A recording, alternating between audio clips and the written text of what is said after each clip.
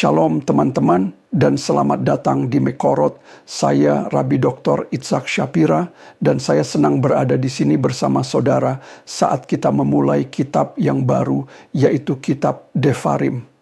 Kitab ini sangat unik dan istimewa karena menceritakan kisah Musa melalui sudut pandang orang pertama. Waktu dimulainya kitab ini selalu jatuh pada pekan 9 Av, hari di mana kita memperingati penghancuran bait suci pertama dan kedua di Yerusalem. Dalam porsi Torah pekan ini, kita membaca di pasal 1 ayat 12 tentang pertanyaan mendasar yang diajukan Musa kepada Elohim. Bagaimana aku bisa menanggung bangsa Israel? Bagaimana aku bisa mengatasi pertengkaran mereka? Sehubungan dengan apa yang sedang terjadi di Israel hari ini dan perpecahan internal di dalam perbatasan negara tersebut sangat tepat bagi kita semua untuk bertanya dalam hati, bagaimana kita bisa mengatasi hari-hari gelap yang sedang kita jalani saat ini, di mana ada begitu banyak ketidaksehatan? Untuk menemukan jawaban atas pertanyaan ini, penting sekali bagi kita untuk melihat lebih dekat kalender Yahudi pada acara penting lainnya yang berlangsung pekan ini.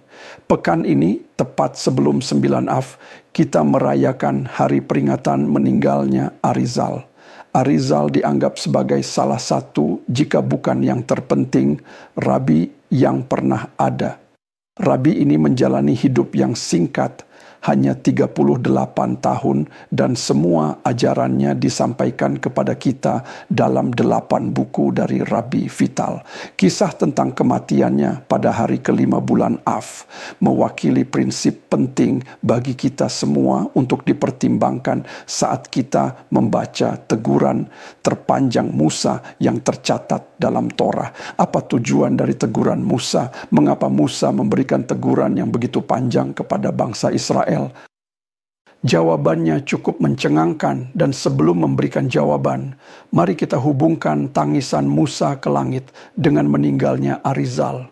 Suatu hari Arizal bangun dan melihat sebuah visi tentang dirinya sendiri yang meninggal pada usia yang sangat muda, 38 tahun. Rabi berdiri dan menyatakan kepada komunitasnya bahwa visi ini dapat dibalik jika mereka bersatu. Beberapa hari kemudian Rabi mendapati tetangganya saling berantem.